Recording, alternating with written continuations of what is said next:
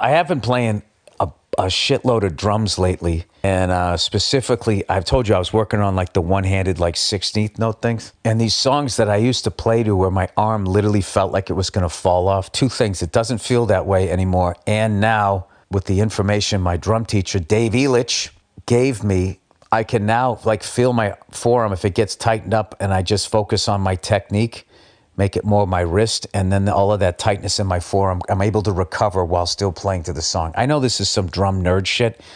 So you know what I've been fucking with that I've just shied away from forever because it just was so weird to try and play it was Led Zeppelin Rock and Roll with that left hand on the snare drum. It is the weirdest, it's the weirdest thing like I've ever tried to play as far as like, it's just something I never do.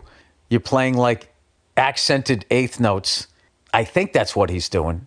And then you're playing eighth notes with the accented eighth notes on the hi-hat, accenting on 2 and 4, and then he's throwing in like almost like bebop fills when he doesn't stop the thing while keeping the right hand on the hi-hat going and keeping that whole groove. Like if you just like listen to that song as a drummer, if you can just block everything out and just listen to the hi-hat, whatever he's doing on it is just fucking, it's incredible. And it's totally been like, I've kind of been obsessing on it. I used to obsess about like, how does he play the intro and the end of the song? And the intro was just, the story of it was actually from, it was a Little Richard drummer. I forget the song, but the guy had done something like that to start the song. So Bonham was a fan of all of that. So he was fucking around playing that. And then Jimmy was like, what's that? We should use that.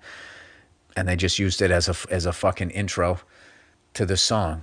And it's like, and 4 and 1 and 2 and 3 and 4 and 1 and 2 and 3 and 4 and 1 and 2 and 3 and 4 and it's 3 and 4 and boom, and you're in. And I was doing that for like an hour yesterday, grinning ear to ear to finally at least know how to fucking count it.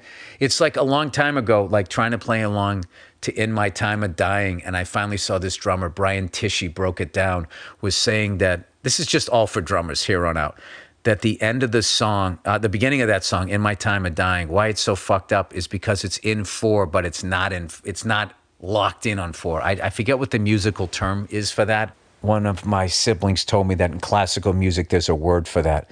So he counts it. It's like 1 and 2 and 3 and 4 and 1 and 2 and da da da da da da da da. So it's all about 1 and 2 and 3 and 4 and 1 and 2 and then you got to go 3, 4, 1, 2, 3, 4, bum bum dum. That's how you count it. So that last bit of guitar is stopping on the end of 2, and then you have to kind of almost be humming the song when you count 3, 4, because Jimmy is not playing the tempo of the song. It's like sort of like on purpose, out of time, in time. It's really fucking wild.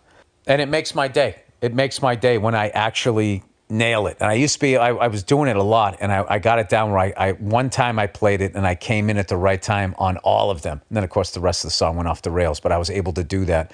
But if you're like a dad drummer like me and you're into doing shit like that, I don't know, you've been trying to play to songs like that since you were like a fucking teenager. It's kind of an exciting thing that, you know, one of the good things about the internet